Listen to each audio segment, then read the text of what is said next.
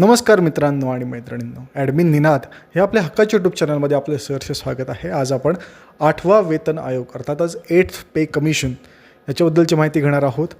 शासनाने शासकीय कर्मचारी आणि अधिकारी यांच्याकरता एक मोठी अपडेट जाहीर केलेली आहे। जर आज भारतातील केंद्र सरकारी कर्मचारी अधिकारी आणि पेन्शनधारक या दोघांची संख्या एकत्र केली साधारण 1 करोडच्या आसपास ही पूर्ण संख्या आहे। आणि जर आपण याच्यामध्ये राज्य सरकारी कर्मचाऱ्यांची संख्या वाढवली तर 2 ते 2.5 करोडपर्यंत हे सर्व कर्मचारी येतात।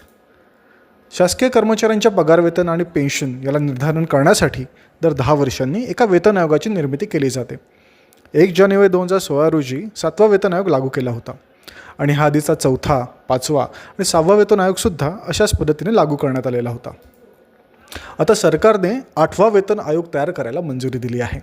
8वा वेतन आयोग ही शिफारस करेल की सरकारी कर्मचाऱ्यांच्या पगार आणि पेन्शनधारकांच्या पगारात कशा पद्धतीने वाढ केली जावी, महागाई भत्ते वाढीचा दर काय असेल, पेन्शन कशा पद्धतीने वाढवली जावी, या साऱ्या गोष्टींचा विचार केला जाईल।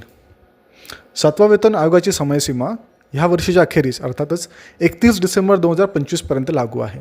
त्यामुळे 1 जानेवारी 2026 पासून 8व्या वेतन आयोगाच्या शिफारशींना स्वीकार करायचा आहे। 8व्या वेतन आयोगाच्या शिफारशी प्राप्त व्हायला, त्यामध्ये चर्चा व्हायला, त्याच्यातून तोडगा काढायला मोठा वेळ लागतो। त्यामुळे सरकारनं 16 जानेवारी 2025 रोजी 8व्या वेतन आयोगाला मंजुरी दिलेली आहे, ज्यामुळे कन्सल्टेशन करून शिफारशी सुचवणं सोपं होईल। 8व्या वेतन आयोगाचे फायदे काय? 4थ्या ते 7व्या वेतन आयोगातील ट्रेंडचा विचार केल्यास 8व्या वेतन आयोगाच्या अंदाजित धोरणानुसार कर्मचाऱ्यांचे मूळ वेतन 18,000 रुपये जे 7व्या वेतन आयोगामध्ये 18,000 रुपये आहे ते वाढून 8व्या वेतन आयोगामध्ये 34,560 रुपये होऊ शकतं। याचाच अर्थ की मूळ वेतनामध्ये 92% घसघशीत वाढ होऊ शकते। याच पद्धतीने पेन्शनधारकांसाठीचं बेसिक पेन्शन 17,280 रुपये असू शकतं आणि याच पद्धतीने महागाई भत्ता दरवाढीचा देखील अंदाज घेऊ शकतो। त्यामुळे बेसिक पेन्शन आणि जे प्राप्त आजी कर्मचारी आहेत, कार्यरत कर्मचारी आहेत, त्यांचं मूळ वेतन ह्याच्यामध्ये घसघशीत वाढ होऊ शकते। महागाई भत्ता DA चा देखील अशा पद्धतीने वाढ होऊ शकते। हे संभावित आकडे आहेत, याची कृपया नोंद घ्यावी। शासकीय कर्मचारी आणि अधिकाऱ्यांना ह्या 8व्या वेतन आयोगाचा निश्चितच फायदा होणार आहे। 8व्या वेतन आयोगाच्या निर्मितीला मंजुरी दिल्याबद्दल शासकीय अधिकारी आणि कर्मचारी यांच्याकडून भारत सरकारचे हार्दिक आभार।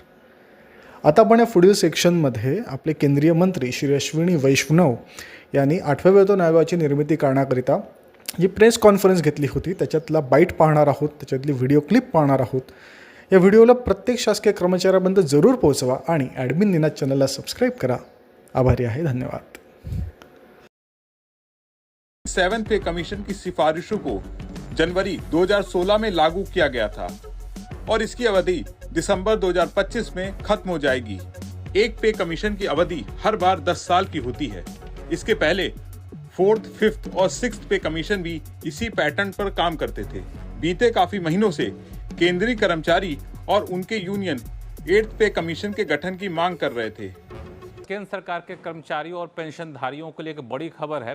ये कर्मचारी और पेंशनधारी की दोनों की संख्या मिला दे तो काफ़ी अच्छी खासी 1 करोड़ के आसपास होती है और उनको वेतन और पेंशन को निर्धारण करने के लिए हर 10 साल पर एक वेतन आयोग का गठन किया जाता है। तो अब सरकार ने 8वें वेतन आयोग को गठन करने की मंजूरी दे दी है। मैं साथियों इसके बाद में आता हूं, जो कैबिनेट में नहीं था फैसला, लेकिन आपकी जानकारी के लिए रखना चाहता हूं। माननीय प्रधानमंत्री जी ने केंद्र सरकार के सभी कर्मचारियों के लिए 8th सेंट्रल पे कमीशन को मंजूरी दे दी।